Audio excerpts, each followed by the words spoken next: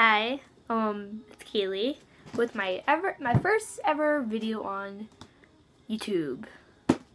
So it's going to be a book review, and it's going to be a very late one too, because this book was published in like 2005 by an author called Stephanie Meyer, and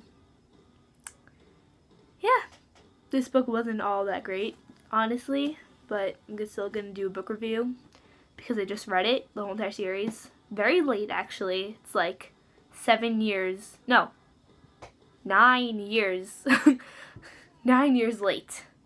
So, this is the book, Twilight. Dreaded and beloved, depending on whose hands are holding this piece of literature. It's very long. It's not that long for me because I read way longer books, but it's 498 pages, and to some people my age, it would be like the Bible, so long.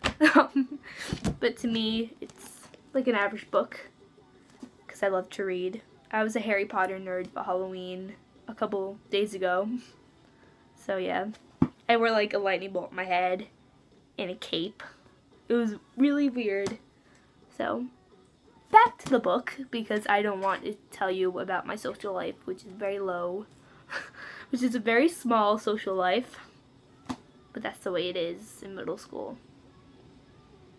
So, sorry about me blabbering. I'm very nervous right now because my first video and it's going very bad. So, this book wasn't all that's cracked up to be. Some people say it's amazing. Some people say it's terrible. Depends. It's iffy for me. If you've ever been on the site Goodreads, it tells you that this book is terrible. Don't read it. Don't ever pick it up. Occasionally you see like 2 stars on the book, which is the best it's ever going to get. But it's mostly 1 star. I put it as 3 because I think it was okay. It kept me entertained, but it's one of those books that you don't know. You already know what's going to happen. It's so predictable, and it's, sorry Stephanie Meyer, but it's very bad writing. I mean, I don't want to like talk trash about Stephanie Meyer, the author, but because I can never write that good as well as her. But compared to like Stephen King, Stephanie Meyer is like down here and he's up here. You know what I mean? It's just a very hard book to follow because one day she's in her bed going to sleep. The next page, it's like it's a week later. It skips, and it's mostly about a girl named Bella. She moves to Forks and with her father, and she doesn't expect it to be all that great there because her mom's in Seattle and she's in Forks and she wants to stay with her mom. So she goes to a new school, and she really doesn't like it until she meets Edward. Now Edward is very mysterious in the beginning. He doesn't want to talk to her.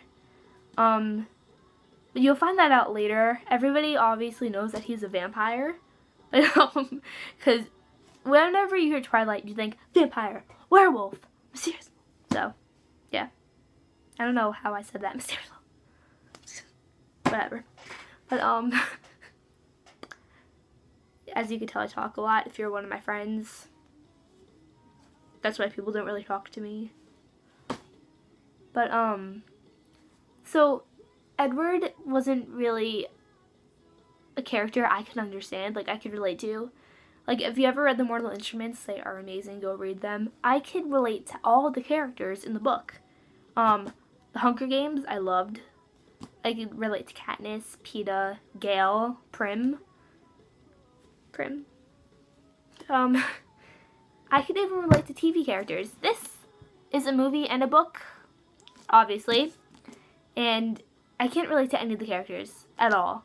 Bella is so hard to understand. Edward is insanely hard to understand, and all the characters are hard to understand, actually. But, it's a thick book filled with love, all gushy stuff that I really don't prefer to read, but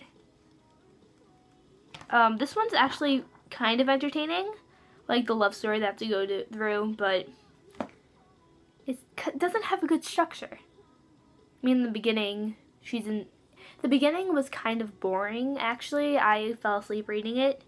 It's about Bella. She moves to Seattle. Not Seattle. She moves from Seattle to Forks with her mom, and her mom moves back to Seattle, and she's with her dad.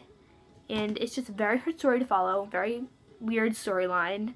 Then you find out Edward's a vampire. I'm like, obviously, because I already saw the movies. I'm a spoiler. But, it's very hard to understand. It's hard to follow. And it's just not a good book. Like, if you want to read this in your spare time, go ahead. It's entertaining. Go ahead by all means. But, if you have to do a report on this, or if you want something really good to read that you're going to remember for the rest of your life, go talk to John Green, because Stephanie Meyer is not a good option. And the back doesn't tell you anything about the book. It says, about 3 things I was absolutely positive. First, Edward was a vampire. Second, there was a part of him, and I didn't know how dominant that part might be. That thirsted part for my blood. And third, I was unconditionally and irrevocably in love with him. There you go, people. Twilight. For you. In 3 sentences. Love story. Not at all gore, blood. Well, there's obviously blood.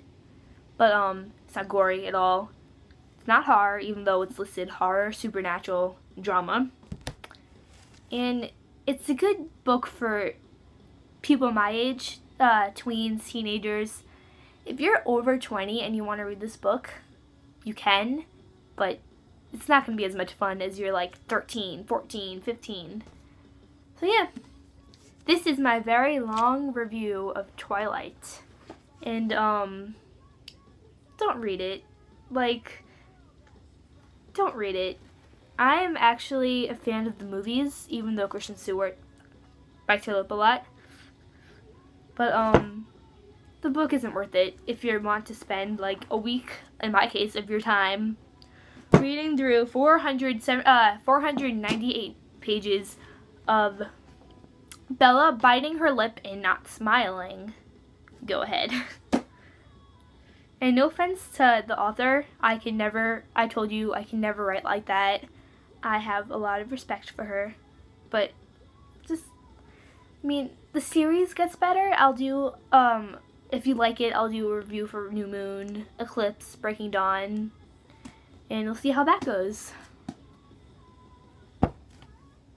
Thanks for watching. Like and subscribe. And I'll talk to you, if this goes well, the next video. We'll see. Thanks. Bye.